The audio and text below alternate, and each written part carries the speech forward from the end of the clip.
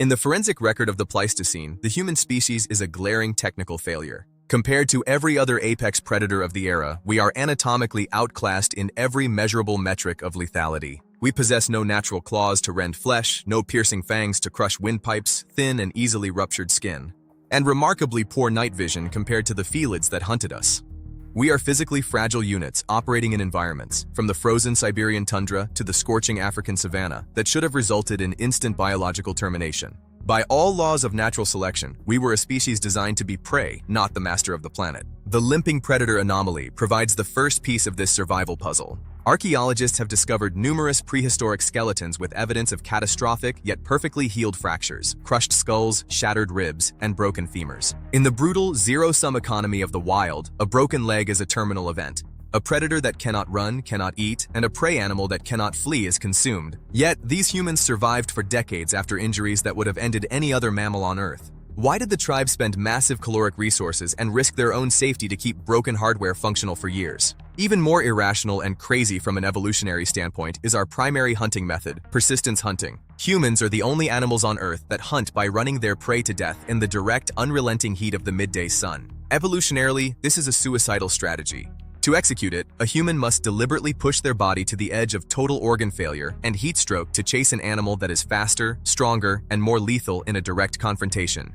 To chase an animal that is faster, stronger, and more lethal in a direct confrontation. Why would a species evolve a survival protocol based entirely on the deliberate, high-speed destruction of its own physical systems? The crazy survival methods of our ancestors were not lucky guesses or desperate flailing. They were the first recorded instances of biomechanical detachment. Our ancestors succeeded because they stopped viewing the body as the self and began viewing it as a disposable chassis, a vehicle to be utilized until it failed. They survived by deliberately breaking their own biological limiters to perform feats of endurance that are, quite literally, impossible for any other mammal. Forensic analysis of the human heat sink reveals the first major hack.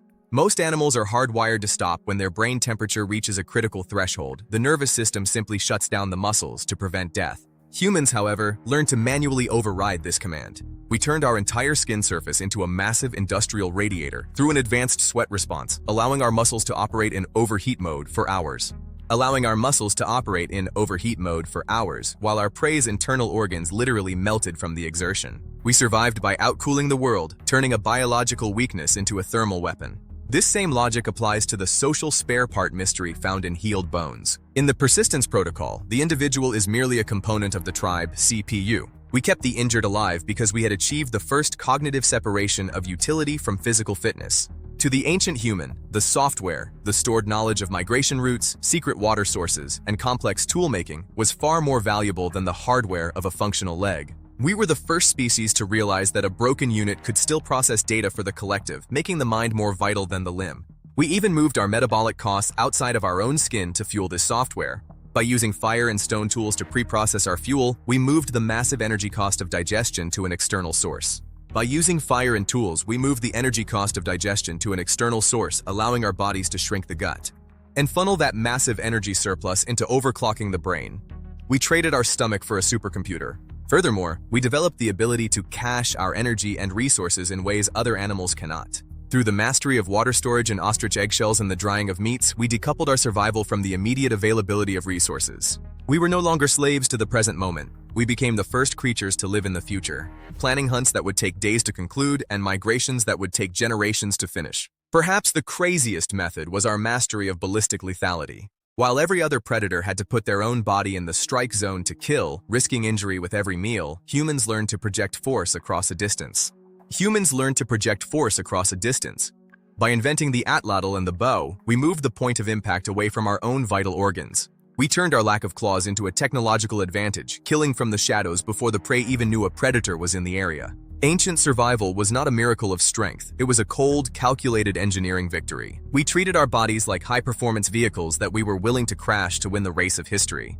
We are the descendants of the crazy ones, the ones who ran until their hearts nearly stopped and who valued the information in the mind over the integrity of the bone. We didn't survive by being the strongest animal. We survived by being the only animal that refused to listen to its own biology when it screamed for us to stop. We broke the body to save the species, and in doing so, we inherited the earth. Chui.